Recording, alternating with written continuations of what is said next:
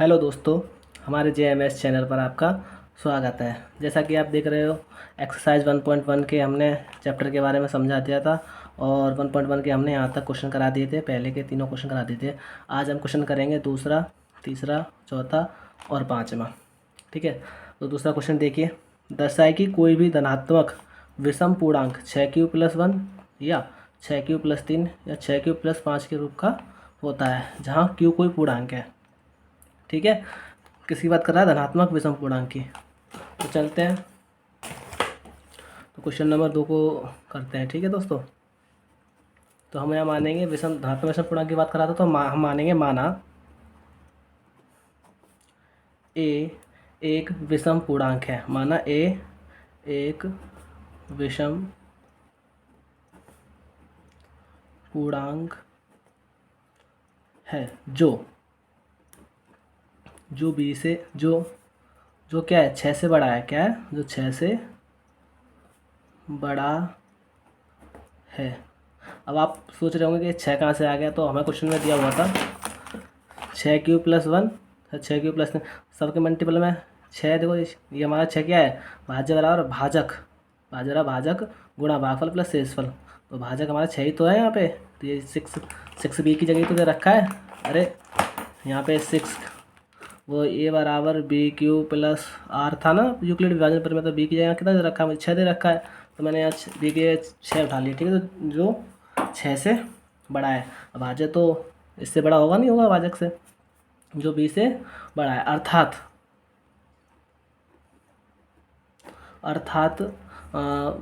अर्थात ये जो है बी से बड़ा है ए, तो अर्थात आर की जो वो अर्थात बी बराबर 6 हो जाएगा। ठीक है, अर्थात बी बराबर क्या हो जाएगा? 6 हो जाएगा। ठीक है दोस्तों, अतः आर का जो मान होगा वो बी से कम होगा, अर्थात शेषफल 6 से कम होगा। यानी आर की जो वैल्यू होंगी वो कितनी होगी? 0 हो सकती है, 1 2 3 4 5, 6 से कम हो सकती हैं। ठीक है, बी की वैल्यू हमेशा, जो आर की वैल्यू बी से हमेशा कम होगी। तो यानी 0 से लेकर 5 तक है। हमें कितने केस में सवाल होगा? 1 2 3 4 5 6 केस में सवाल होगा। ठीक है दोस्तों, तो हम चलते हैं यूक्लिड विभाजन प्रमेय से। यूक्लिड विभाजन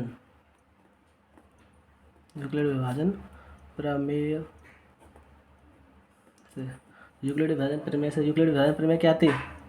ए बराबर BQ+R।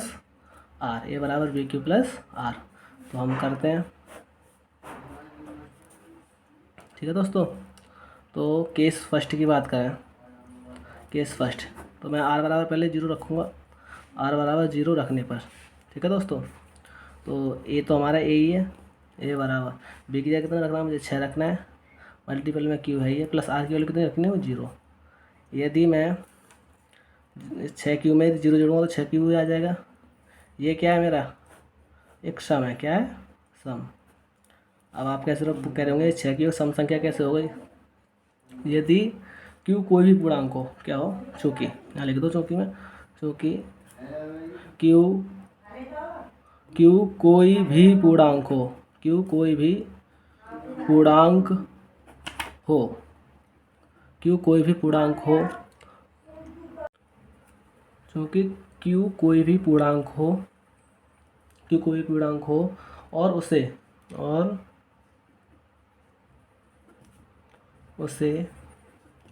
6 से गुणा करने पर सम ही होगा। क्या होगा? सम ही होगा। मेरा कहने का मतलब ये है कि कोई भी पूर्णांक हो और उसे यदि सम संख्या से गुणा किया जाए, यदि q कोई भी पूर्णांक हो, सम हो या विषम हो, यदि उसमें सम संख्या से गुणा किया जाए तो वह संख्या सम ही आती है। यदि प्रैक्टिकल के तौर पर देखी जाए तो मैं आपको बताऊं। देखिए, मान लीजिए मैंने 3 है, 3 मैंने सम से गुणा किया। कैसे किया? सम से। 4 से 4 3 12 सम आ रहा है। ठीक है, अब मैं सम से गुणा करता हूँ तब भी सम ही आएगा। 4 दूनी 8 सम संख्या है। यदि मैं 5 विषम संख्या से, तो मैं 6 से मल्टीप्लाई करूँ, 6 5 30, तब भी सम आ रहा है। यानी किसी भी सम या विषम में सम से गुणा करने पर हमें सम ही आता है। कोई भी पूर्णांक को यदि उसमें सम संख्या से गुणा हो गया तो वो सम ही होगा। ठीक है दोस्तों, ये बात समझ में आई तुम्हारे? तो ये सम है। ठीक है, अब मैं केस 2 की बात करूँ। केस 2 मुझे, और वैसे ही मुझे सम से कोई मतलब नहीं है, मुझे सिर्फ क्या चाहिए, विषम संख्या चाहिए, विषम विषम वाली। ठीक है, तो केस फर्स्ट हो गया। केस सेकंड देखिए। केस फर्स्ट था ये, केस सेकंड देखिए। केस सेकंड में अब आर की वैल्यू मैंने 0 रखी थी। अब मैं आर की वैल्यू क्या रखूँगा, आर बराबर 1 रखूँगा। ठीक है दोस्तों, देखिए हम रखते हैं ए बराबर 6Q + 1। ठीक है दोस्तों, तो ये 6Q ये वाला तो सम है, और ये एक क्या है, विषम है। क्या है, विषम। और इन दोनों को जो मिला के बनेगा वो क्या बनेगा, विषम बनेगा। क्या बनेगा दोस्तों, विषम। तो ये कैसी संख्या हो गई, विषम। अब विषम कैसे हो गई, यदि किसी भी सम संख्या में, यदि किसी भी सम संख्या में एक विषम संख्या जोड़ो तो विषम ही बनती है। तो देखो इस दो सम है, इसमें एक विषम जोड़ दी तो मैंने विषम बनी, था 3 आ गई। 3 की संख्या है, विषम। यदि मैं सम संख्या में विषम जोड़ देता हूँ तो क्या बनता है, तो भी क्या बनेगा, विषम ही बनेगा। सम संख्या में विषम जोड़ोगे तो विषम ही बनेगा। ठीक है दोस्तों, तो आगे चलते हैं। तो हमारा ये हो गया समीकरण 1। समीकरण क्या हो गया, 1 हो गया। ठीक है दोस्तों, आ जाइए समीकरण 2 देख केस नंबर 2 देखते हैं। केस नंबर 1 हो गया, 2 हो गया, 3 देखिए। Case number 3। अब मैं आर बराबर यहाँ कितना रखूँगा, आर बराबर 0 कर दिया, आर बराबर रखूँगा मैं आर बराबर 2। तो ए बराबर 6Q प्लस आर की वैल्यू कितनी है मेरी यहाँ पे, 2 रखूँगा। कितना रखना आ गया, 2। ठीक है दोस्तों, तो 6Q क्या है मेरा, सम है, और प्लस ये क्या है, 2, ये भी सम है। और सम सम दोनों मिलकर क्या बनते हैं, सम बनते हैं। क्या बनते हैं, सम। ठीक है दोस्तों, आ जाइए अगर हम केस नंबर 3 पे। केस नंबर 1 2 3 होगा, केस नंबर 4 पे आ जाइए। सॉरी, तो आर बराबर मैं कितना रखूँगा, 3 रख के देखता हूँ। ए बराबर 6Q + 3। ठीक है दोस्तों, ये कैसा है, सम है, और ये कैसा है, विषम है। क्या है, विषम। और सम और विषम मिलकर भी मैं बताया था क्या बनते हैं, विषम बनते हैं। क्या बनते हैं, विषम। तो ये हो गया हमारा समीकरण नंबर 2। हमें 6Q + 1 का रूप चाहिए था, वो हमें यहाँ मिल गया है। और 6Q हमें +3 का रूप चाहिए, तो ये हमें मिल गया है। ठीक है दोस्तों, अब आ जाइए केस नंबर 5 पर। मैं आर बराबर कितना रखूँगा, 4 रखूँगा। ठीक है दोस्तों, तो ए बराबर 6Q + आर बराबर कितना रखना है, 4। ये सम है और ये भी सम है। सम सम दोनों मिलकर क्या बनते हैं, सम बनते हैं। ठीक है दोस्तों, तो ये क्या हो गया हमारा ये समीकरण। हमें तो विषम चाहिए ना, तो हमें ABC समीकरण नहीं मान रहे। ठीक है, तो आप इसे उतार लीजिए। ठीक है दोस्तों, ठीक है, मैं आपको एक और बता दूँ। माना A एक विषम पूर्णांक है, जो B जो क्या है, 6 है, जो 6 से बड़ा है। जो A से A बड़ा होगा, नहीं होगा, ये 6 A से A जो है 6 से बड़ा है, अर्थात B बराबर 6 है यहाँ पे। क्योंकि दिखाया था मैंने, लॉजिक क्या था वहाँ पे, लॉजिक था हमारा 6Q + 1, 6Q + 3, और क्या था 6Q + 5, 6Q + 5। यहाँ पे B की जगह 6 ही तो दे रखा है, तो मैंने ये जो भाज्य माना था, ए माना ये पूरा विषम पूर्णांक है जो B से बड़ा है। क्या है, जो 6 से बड़ा है, तो अर्थात B बराबर कितना हो जाएगा, 6 हो जाएगा। अतः शेषफल 6 से कम होगा, अतः R बराबर क्या होगा, 0। अतः R बराबर क्या होगा, 6 से कम होंगे, 0 1 2 3 4 5, यूक्लिड विभाजन प्रमेय से। ठीक है दोस्तों, ये ऐसे हो गया। ओके, अब आप इसे उतार लीजिए, मैं आगे आगे बताता हूँ आपको। केस नंबर 5 होगा, केस नंबर 6 करते हैं हम। ठीक है, R बराबर रखेंगे 5। केस 6 देखिए, R बराबर कितने रखने पर, 5 रखने पर। A बराबर 6Q + R की वैल्यू कितनी रखनी है, 5। ठीक है दोस्तों, ये सम है और ये 5 क्या है, मेरा विषम है। तो दोनों मिला के क्या बनते हैं, विषम। ठीक है, तो ये वाला समीकरण हो गया हमारा तीसरा। क्या हो गया, तीसरा। हमारे केस भी पूरे हो गए। हमें R वाला 5 तक रखना था, R वाला 5 रख दिया। अतः मैं यहाँ लिख सकता हूँ, अतः देखिए दोस्तों, अतः यहाँ पे बताऊँगा, अतः समीकरण 1, 2 व 3, समीकरण 1 2 व 3 से स्पष्ट स्पष्ट है। हाँ, ये कह रहा है यहाँ पे विषम पूर्णांक छः की का रूप होता है। अतः समीकरण 1 और 2 और समीकरण 3 से स्पष्ट है कि धनात्मक विषम पूर्णांक की धनात्मक विषम पूर्णांक 6q+1 या 6q+3 या 6q+5 का रूप 6q+1 5 का रूप के रूप का होता है, के रूप का होता है। ये क्वेश्चन हो गया आपका।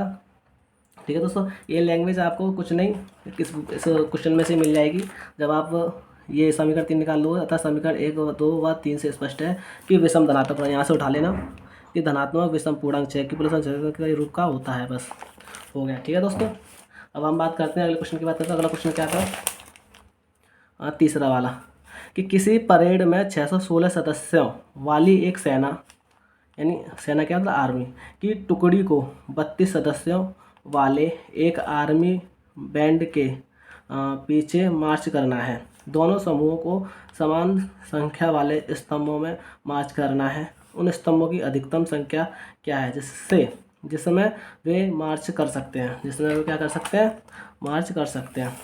तो दोस्तों इसमें बोला था अधिकतम। जब अधिकतम बोले तो हम अधिकतम में क्या करते हैं? अधिकतम में हम निकालेंगे मासा, और कम से कम पूछे तो उसमें निकालते हैं लासा। तो क्वेश्चन नंबर 3 देखते हैं। ठीक है दोस्तों, क्वेश्चन नंबर प्रश्नानुसार हल। ठीक है, कितना संख्या रखी थी हमें? 616 और 32।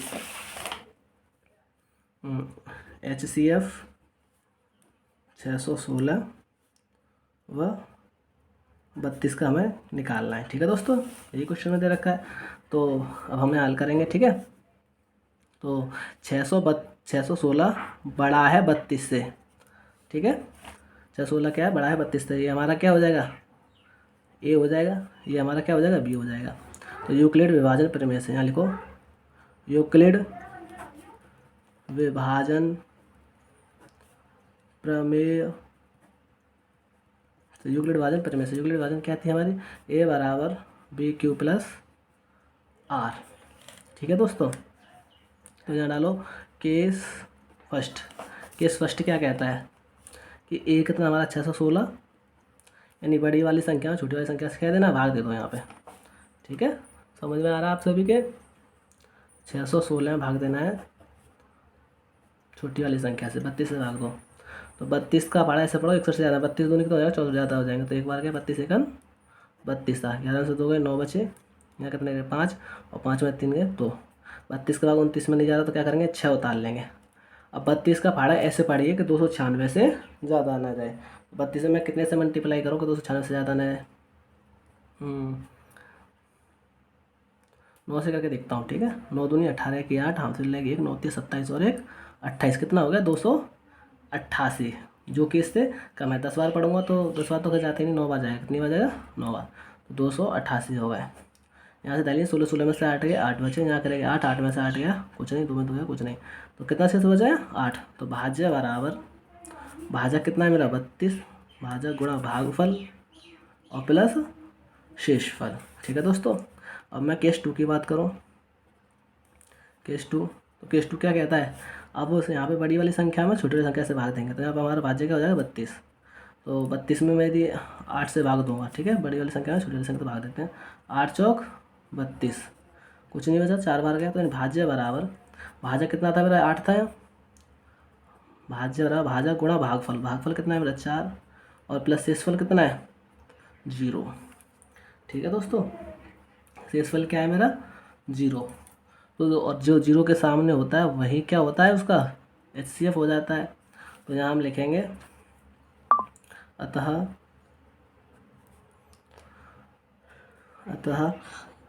10, अतः 616 व 32 का HCF बराबर कितना है 8 है। ठीक है, और हमसे क्या पूछा, टुकड़ों की संख्या पूछे, टुकड़ी क्या पूछा था उसने, तो अधिकतम संख्या जिसमें मार्च कर सकते हैं, तो अधिकतम कहाँ गई, टुकड़ियों की संख्या बताइए। तो टुकड़ियों की संख्या कितनी होगी, टुकड़ियों की संख्या बराबर कितनी होगी 8। यही आपका आंसर हो गया। ठीक है दोस्तों, अब हम क्वेश्चन नंबर अगला देखते हैं। क्वेश्चन नंबर 4 करते हैं। क्वेश्चन नंबर 4 में कहा है कि यूक्लिड विभाजन प्रमेयिका का प्रयोग करके दर्शाइए कि किसी धनात्मक पूर्णांक का वर्ग किसी पूर्णांक m के लिए 3m या 3m+1 के रूप का होता है। क्या करने पर, वर्ग करने पर। ठीक है, पूर्णांक m के लिए, वहाँ पूर्णांक हमारा पहले क्या था q, अब यहाँ क्या करना है m, जहाँ q था हमें उसकी जगह m धरना है। ठीक है दोस्तों, और b की जगह हम 3 रखेंगे क्योंकि वो m के मल्टीपल में दे रखा है। ठीक है दोस्तों,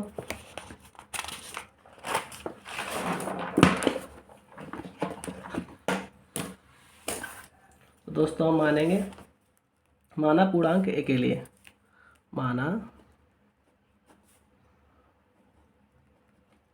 पूर्णांक ए के लिए जहाँ b बराबर क्या था, जहाँ b बराबर क्या था 3, जहाँ b बराबर 3 था, अर्थात r का मान b से कम होगा। r का मान क्या हो जाएगा 0, 1 और 2 होगा। ठीक है दोस्तों, तो अब करते हैं यूक्लिड विभाजन प्रमेय से। ठीक है, तो चलते हैं अब क्वेश्चन की ओर। तो यूक्लिड विभाजन प्रमेय से, यूक्लिड विभाजन प्रमेय से। ठीक है दोस्तों, तो यूक्लिड विभाजन प्रमेय क्या थी, a बराबर BQ+R थी, लेकिन हमें b की जगह क्या रखना है, m रखनी है, तो 3m + r। ठीक है, a बराबर BQ+R था, 3m+r रखेंगे। ठीक है दोस्तों, तो केस फर्स्ट करते हैं, केस फर्स्ट।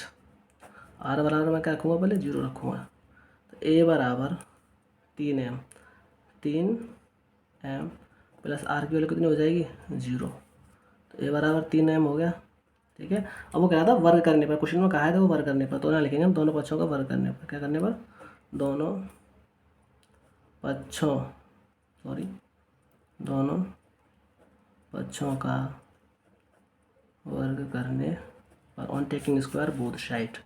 तो a² बराबर, यहाँ पर चढ़ा हुआ ऐसे चढ़ाते ना, 3m का वर्ग यूँ करके, a² का वर्ग a² ही हो जाएगा, 3 का वर्ग कितना हो जाएगा 9 और m² हो जाएगा। ठीक है दोस्तों, और a² बराबर मैं ऐसे लिख सकता हूँ 3 × 3m²।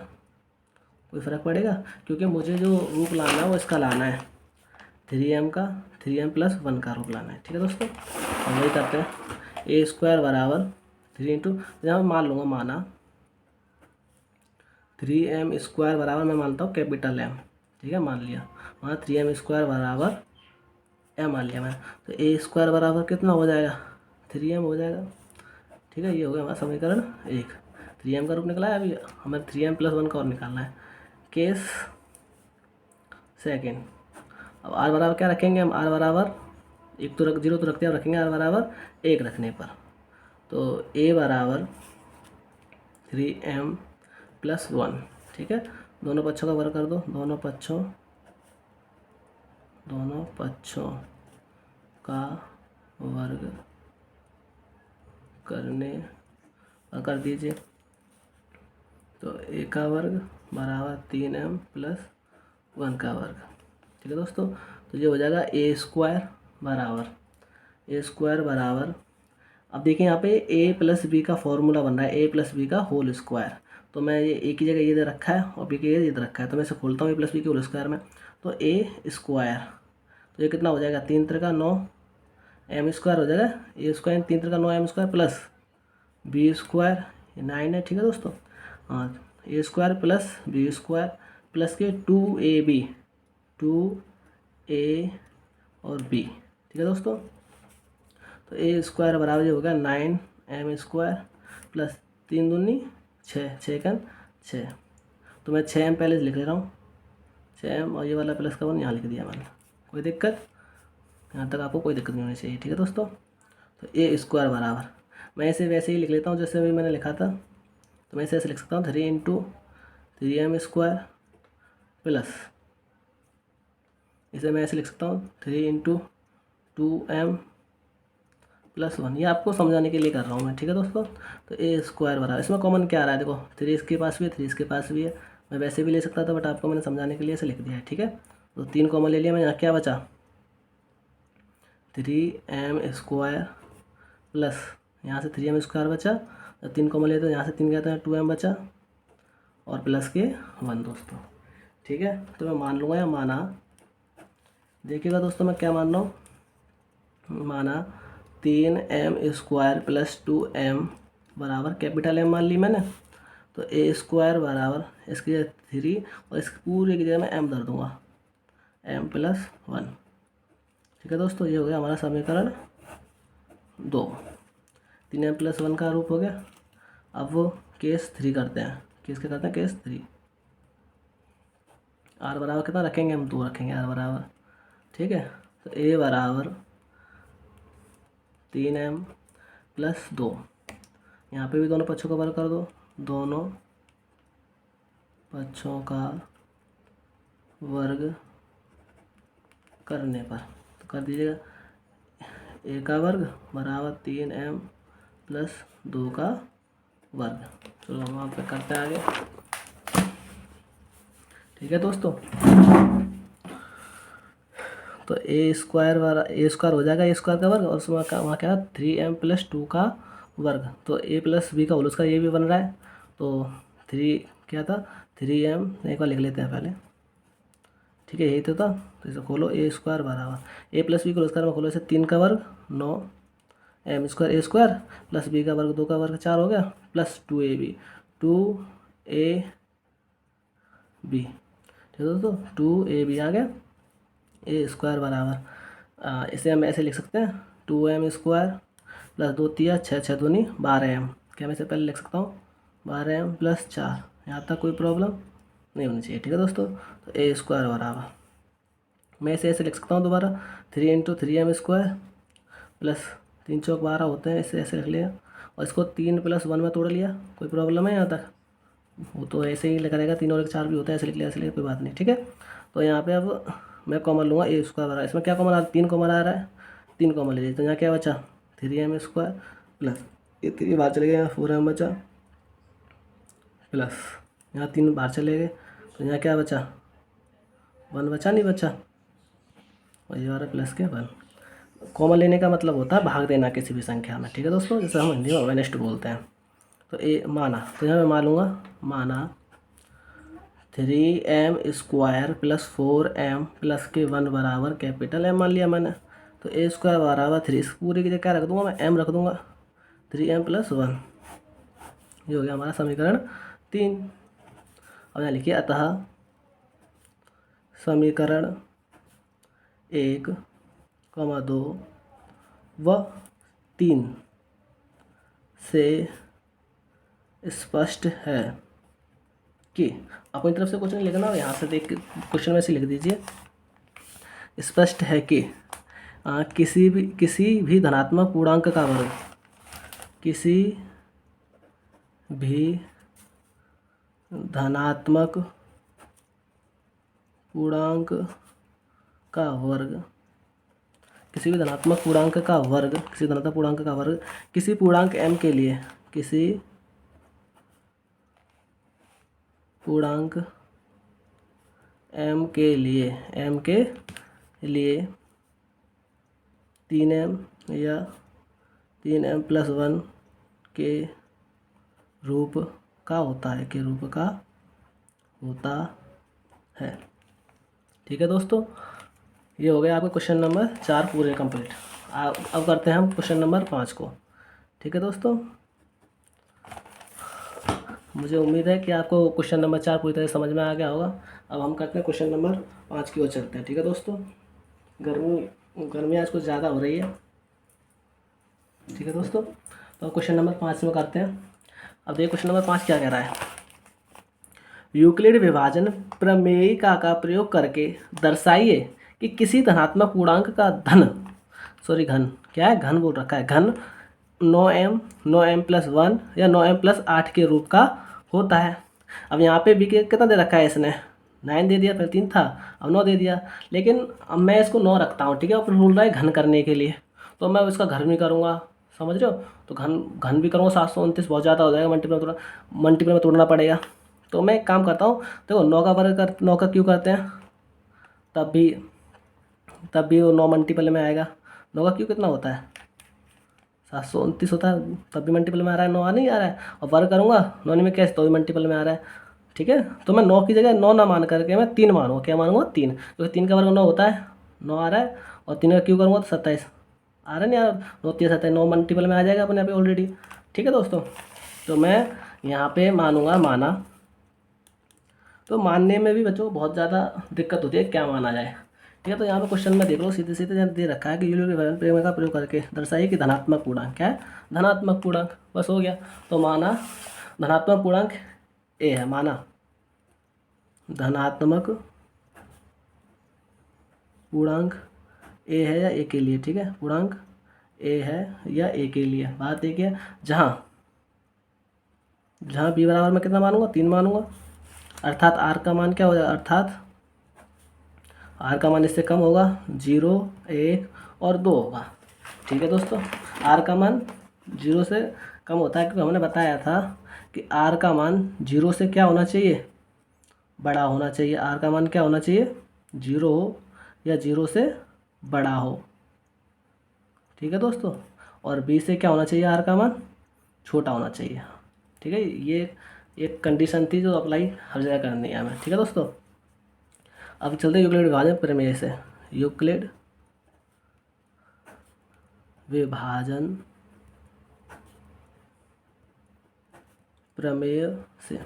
अगर दोस्तों हमें हमारे किसी भी क्वेश्चन में आपको डाउट लगे या कुछ समझ में ना आए तो आप मुझे कमेंट बॉक्स में बता सकते हैं, मैं आपकी समस्या का सॉल्व करके दूंगा, ठीक है दोस्तों। तो यूक्लिड विभाजन वैसे हमें यूक्लिड विभाजन प्रमेय क्या होती है, ए बराबर बी क्यू प्लस आर। आपको कुछ भी रटना नहीं है, बस समझना है, ठीक है दोस्तों, ठीक है। नहीं समझ में ना आए तो कमेंट में हमें बताएं, हम आपको समझाने की पूरी कोशिश करेंगे, ठीक है दोस्तों। तो ये हो गया दोस्तों, चलते हैं केस फर्स्ट। आर बराबर मैं क्या रख रहा हूँ, 0 रखूँगा, आर बराबर। तो ए बराबर बी की जगह कितना रखना है, 3 रखना है, 3, और क्यू की जगह एम रखना है, क्योंकि एम के मल्टीपल में है, 3m प्लस आर की जगह मैंने रखा 0। इसमें मैं यदि 0 जोड़ता हूँ तो 3m का m आ जाएगा, ठीक है। किसी भी संख्या में 0 जोड़ दो, घटा दो, कोई फर्क नहीं पड़ता, ठीक है दोस्तों। यहाँ पे घन करने के लिए बोला था, तो यहाँ लिखेंगे दोनों पक्षों घन करने पर, दोनों पक्षों का घन करने पर, दोनों पक्षों घन कीजिएगा। देखिए तो घन क्या होता है, क्यू होता है, 3m क्यू हो गया, ठीक है दोस्तों। तो ए क्यू बराबर 3 का क्यू कितना होता है, 27, कितना होता है, 27 एम क्यू, ठीक है दोस्तों।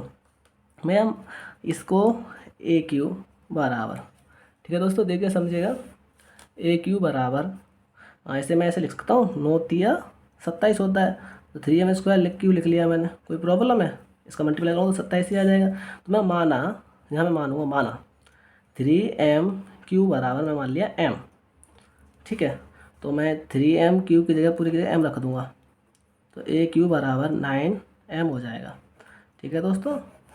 ये हमारा 9m का रूप निकला है, ये हो गया हमारा समीकरण 1, ठीक है दोस्तों। यहाँ तक आपको कोई दिक्कत नहीं होगी, ठीक है दोस्तों। चलते हैं हम नेक्स्ट क्वेश्चन की तरफ।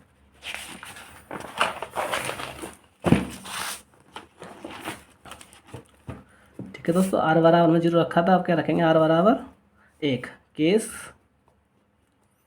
केस था तुम्हारे 2 ही, सेकंड केस है ना, ये केस फर्स्ट था, केस सेकंड आया, केस फर्स्ट सेकंड, ठीक है दोस्तों। आर बराबर हम क्या रखेंगे, अब 1 रखेंगे। आर बराबर कितना रखेंगे दोस्तों, 1 रखते हैं, ठीक है। तो ए बराबर 3m प्लस 1, यहाँ लिख दो दोनों पक्षों का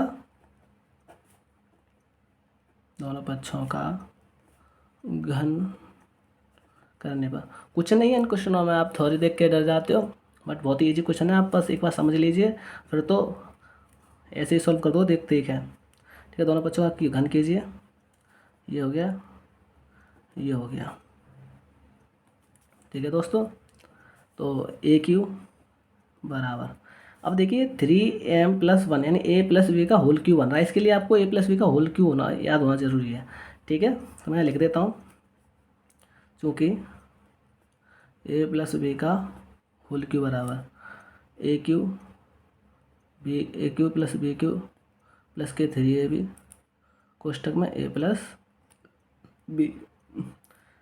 का होल क्यू a क्यू+b क्यू प्लस के 3ab कोष्टक में a+b। ठीक है दोस्तों,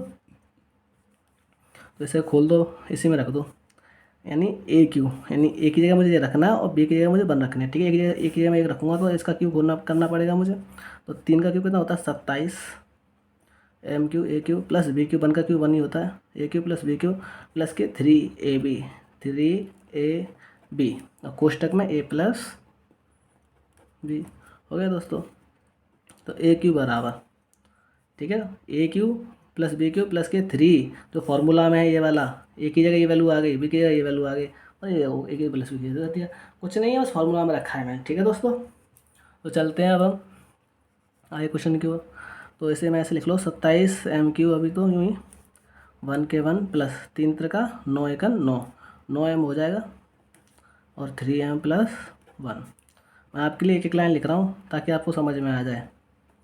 ठीक है दोस्तों, 9 का मल्टीप्लाई देखिए, ये इसके इनके बीच में कुछ नहीं है, मल्टीप्लाई यानी 9 का मल्टीप्लाई पूरे में होगा। ठीक है, तो 9 तिया 27 और m का m से हुआ m²।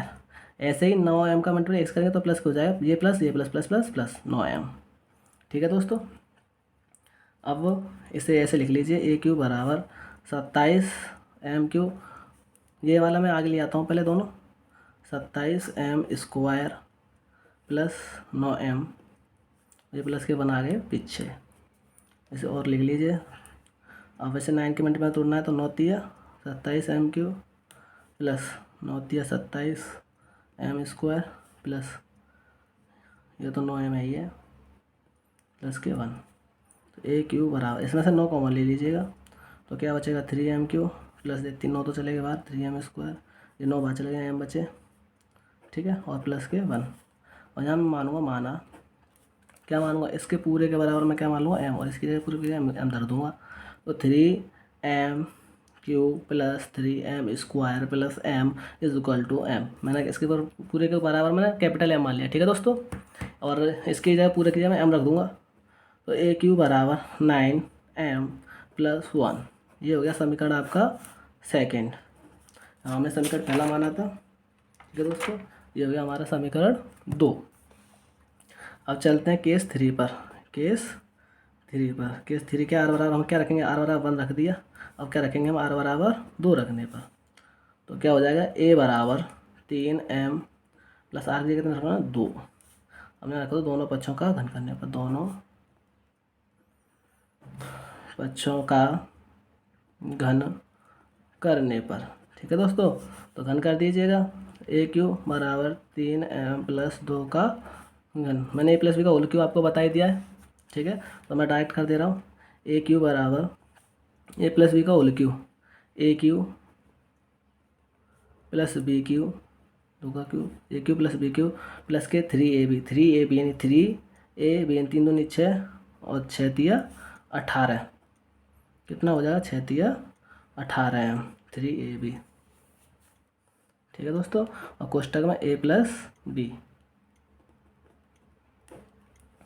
ठीक है दोस्तों, तो ए क्यू बराबर 27 m³ प्लस 8 प्लस 18 कैसे गुणा करूँ, 18 इतनी 54 और m का m से हुआ m² प्लस 18 दूनी 36। ठीक है दोस्तों, वही है सेम जो पहले ही बताया था मैंने। तो ए क्यू बराबर, ठीक है, मैं इसे ऐसे लिख लूँ 9 तिया 27 को मुझे 9 का मल्टीपल में चाहिए प्लस, ठीक है, ये 8 को मैं पीछे लूँगा, इसे ले लेता हूँ 9 छिंग 54 होता है, 9 छिंग 54 9.9 गुणा 6m² वो हो जाएगा। ठीक है, प्लस 9 चौक 36, 18 दूनी 36 m होगा। ठीक है दोस्तों, 9 चौक 36 4m। ठीक है दोस्तों, और ये प्लस के 8 हैं, ये क्या है प्लस के 8 ये वाले इधर आ गए। ठीक है, तो ए क्यू बराबर, इसमें से 9 को कॉमन ले लीजिए, 3m³ plus 6m square plus 9 बार गए 4m प्लस बस प्लस के 8। ठीक है दोस्तों, तो माना, अब मान लो इसके पूरे के बराबर m, 3m³ plus 6m square plus 4m बराबर m। क्योंकि भाई हमें 9m प्लस 8 का रूप चाहिए, तो ऐसे ही तो प्राप्त होगा। इसकी जगह मैं पूरे के क्या धर दूँगा, m धर दूँगा। a³ बराबर 9m प्लस 8, ये हो गया समीकरण 3। क्या हो गया, समीकरण 3। मुझे यही सिद्ध करना था। देखिए 9m प्लस 1 9m प्लस 8 के रूप का होता है, तो मैंने सिद्ध कर दिया। 9m प्लस 1 ये रहा, 9m पीछे वाले में, और 9m प्लस 8 ये रहा। ठीक है, अतः मैं लिख दूंगा, अतः समीकरण 1, 2 व 3 से स्पष्ट है कि, अतः समीकरण 1, 2 व समीकरण 3 से स्पष्ट है कि, आपको कुछ अपनी तरफ से कुछ नहीं लिखना, इसमें से देख के लिख दीजिए कि धनात्मक पूर्णांक कि किसी भी धनात्मक पूर्णांक का घन कि किसी भी धनात्मक पूर्णांक का घन 9m प्लस 1 या 9m प्लस 8 के रूप का होता है। ठीक है दोस्तों, तो ये आपकी एक्सरसाइज पूरी कंप्लीट हो चुकी है 1.1।